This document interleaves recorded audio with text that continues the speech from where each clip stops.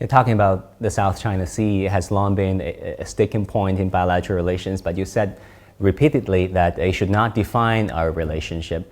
What is the latest regarding bilateral consultation on maritime disputes? Well, right now we have we constantly have communication, but it is not so formalized.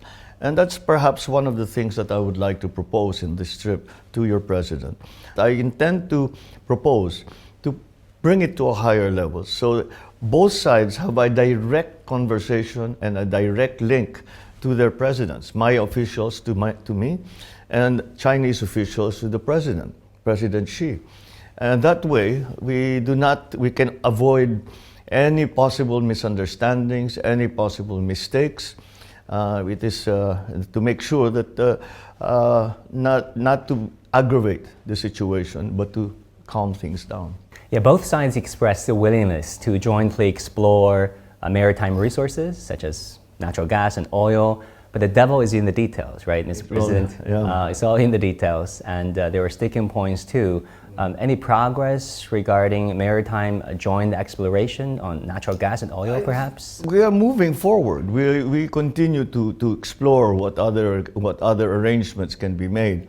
The sticking point came simply because of the application of law, which law, Philippine law or Chinese law will apply in the area where we are doing the exploring. I hope that can be overcome, and we can find another way so we can continue to explore the natural resources in the South China Sea together or singly or in whatever other arrangement. But it's very important, especially for the Philippines, because we are now trying to move our energy mix from traditional sources to renewables. And the interim to that is probably going to be natural gas. Talking about geopolitics, Mr. President, there have been a number of Washington-led initiatives which Beijing considers thinly veiled China containment institutions, such as IPAF on the economic side and AUKUS and Quad on the security side. How necessary do you consider these institutions in this day and age? Well, it's I guess a response from the Americans for what they see. The Philippines, again, has a very simple foreign policy. It's a foreign policy that commits itself to peace and that is guided by the national interest.